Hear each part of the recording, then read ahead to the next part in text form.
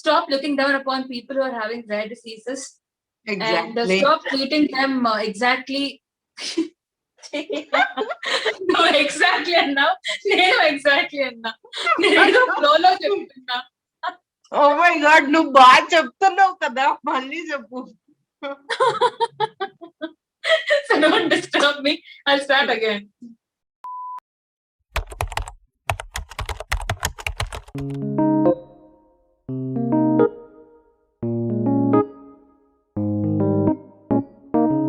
Hello, Hasi. Hi, I'm so happy. So hi guys, welcome to today's video, and today is Rare Disease Day, which is a very special day for me. And today I have a very special guest on my channel, Dr. Shyamala, and she's a dentist from Bangalore. So hi doctor. Hi, Hasi. Hi, how are you? How are you? I'm glad. I'm great. How is it going for you there? I'm also great. So tell us about yourself a bit. What Yes, do you do? How's your life? How's your routine? My routine is totally busy as of now, but professionally, I'm a dentist. On the sidelines, I've taken up advocacy on a serious note. The main question over here is, why did you start advocacy? That too for rare diseases. What was your reason behind that? Advocacy started for me on a very serious note because I was being hit by a very personal reason. So I lost my father to a rare disease in 2019, but his diagnosis was out in 2017. So for 2 years directly, I've seen the trauma and setbacks that any rare disease warrior would undergo or would go through. I never knew about this term called advocacy or creating awareness or using my own voice to reach out to the community until it was late 2020. So 1 year after I lost my father, I took up advocacy because I don't want other people to suffer or feel alone. The least that we can do is give them a shoulder to cry upon or share their stories. Yes. So I just wanted to know, like I have a rare disease of my own.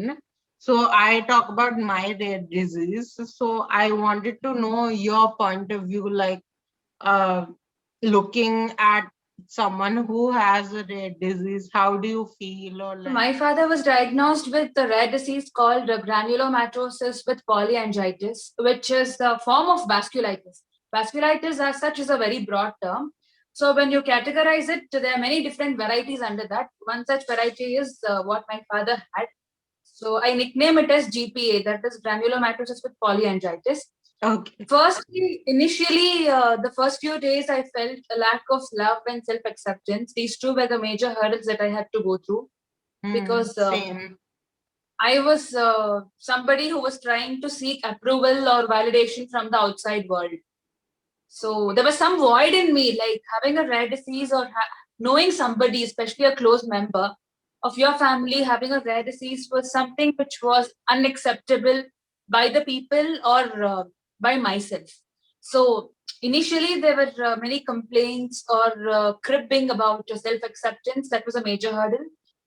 But yeah, I'm glad that I could overcome that and develop self-love. I think acceptance is the main thing, right? Like whether it's for the person with the rare disease or like the one helping out the family, for everyone, I think acceptance is the number one thing. After acceptance comes seeking approval or trying to go further in life. What next? The initial point for everything is acceptance. So if we fail there, we have failed drastically and massively in the race. Exactly. Acceptance helps you move forward in life. So like it helps you keeping on trying and stuff. Yes. And the most sad part in rare diseases is it's not that once you accept yourself for what you are, the story is over there. It's not that way because today you will be having a different shape, especially when you're taking steroids, like how my father was taking. one day there'll be tapering of steroids, so there won't be much of facial fat and the physical appearance won't be hampered a lot. But when the steroids are escalated, when you take high dose of medications, especially when it is seen on your physical appearance, that will cause low self-esteem. So again and again, you have to keep accepting yourself. It's not that one shape I've accepted. No, it's not a one-time thing. Even for me, like initially I was walking and stuff, so like I had to accept that, and then later on I gradually became like using a wheelchair. So like for me also, it was like a a big Continuous. journey, I guess. Just like your father, like not physically, not with like steroids and stuff, but then like my condition was worsening, right? So like there were different points, like I had to accept when I was walking, when I was sitting and stuff like that. So like it's a daily thing, I guess. Like even now, like there are some days that I tend to fall and stuff. So like when I shift to the bathroom, or like when I go here or something, when I'm standing, I'll fall. So like that's also something you have to keep telling yourself, I guess. Like it's not a one-time thing, but it's something that's important, I feel. Like for Continuous process, but you have to do it in breaks. Yeah, you have to do it in breaks. And then another thing I realized is that with rare disease, it's not only the person having the rare disease, but it also changes the people around you as well. So it's like my mom, my dad, and like I guess a few of my relatives have looked at disability. Even my friends look at disability in a different way because I have it, right? So like I guess they're changing, and their mind also changes the mindset perception. So it's like a positive thing, a negative thing, both. Both. A mix of everything. So why is advocacy important? Why is rare disease advocacy important, especially specifically? Solid reasons that I can give is I'm a doctor by myself, but honestly, I don't want to sugarcoat things. To tell things upfront, I have come across many doctors who still don't know anything about rare diseases. So forget about common people. Because there are 7,000 rare diseases, it is impossible for any medical professional for that point to sit and go through all the diseases. Even if you know all the diseases, to diagnose it is difficult. So first thing is lack of awareness, not just among common men like you and me, but among doctors also. Also, That is doctors. why advocacy is important. And secondly, because there's no specific branch as such. Because for teeth, you have dentistry. For eyes, you have optal. And for ENTs, for nose, ears, and throat. Like that, there's no specific branch as such that is restricted to rare diseases. Often it is seen as pass the ball game or multidisciplinary approach to treat a particular case. Hmm. So it's often needing the advice of many doctors as such, which is why advocacy is also important. Yeah. How long did it take your dad to get diagnosed? The diagnosis. One such thing is I was blessed to be treated by a very specific group of doctors. Okay. So the hospital setup was really up to the mark, I can say, if not completely happy.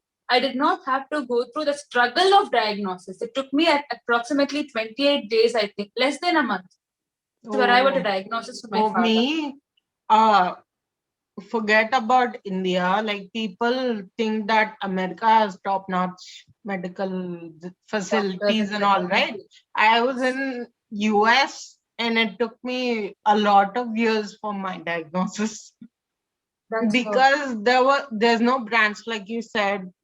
They thought like it was some leg thing, then they thought it was some heart thing, then they thought it was because I'm obese. So it was like different things, and then later on they got to know it was a nerve damage, and that's how they connected the dots. And like then I finally got my diagnosis when I was like 10 or Most importantly, what strikes me hard is one rare disease has no specific channel of progression. So the same vasculitis what my father got presents with a different set of symptoms and different set of what to say manifestation for somebody else, clinical yes, manifestation for somebody else. exactly. It So it's depends not, per there's no person. specific channel. It So depends per person to person. Like correct. I know many people with the diagnosis that I have, and those people are different. Like some people can't walk even, some people Yeah, are able to walk, but the diagnosis is the it's same. the same. That's Okay, Mundi. One more thing, tell us about your book, about your page. about my page. It was initially a same page, a common page for advocacy as well as my personal pictures. But then I thought you have to have separate account, and then I stopped merging both. So I have separate accounts on Instagram now. I Hmm. chose Instagram because I was afraid again. I was trying to seek validation from relatives. If I choose Facebook as a page to create awareness, most of my relatives are on Facebook as well. So they might not like this idea. So I chose Instagram, but then it started growing and blossoming. It is still growing, it's still in its infancy, but I'm much more happy about the support that I'm getting right now. And Your about book? my book, I always had this stress that was pent up within me. So it was a post trauma. I lost my father 1 year. Tarvata, after 1 year, I started having a lot of stress, and the only thing that could effortlessly come to me was writing a book. So that is when I decided to write a book, and it is basically a fictional reality. It is not completely about rare diseases and trying to get some mercy and portraying my father as somebody who is trying to seek some help. It's not that sad story. There is an element of love in it because I believe that youth today won't read any novel unless there's some romantic element attached to it. చూసుకుంటే the whole literature thing, the most sold books are romance and fiction, that category books.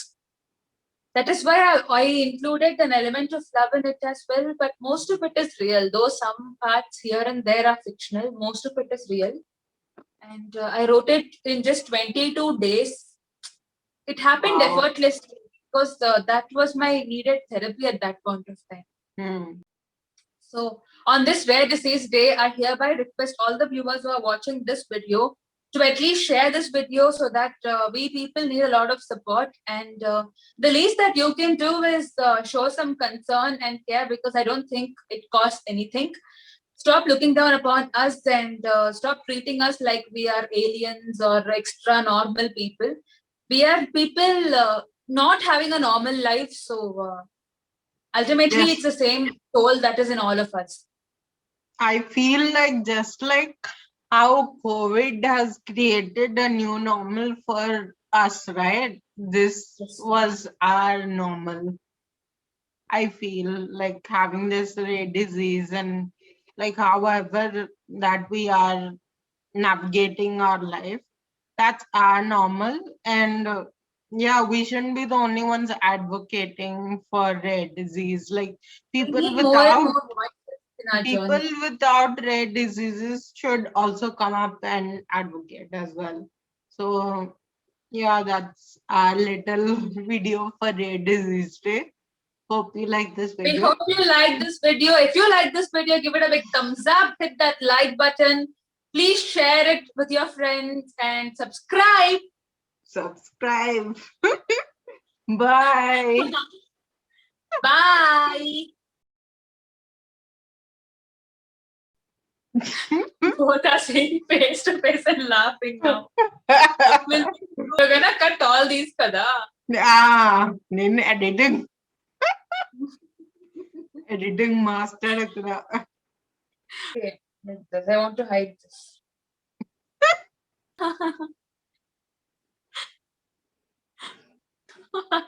It's all We'll do it. Bye.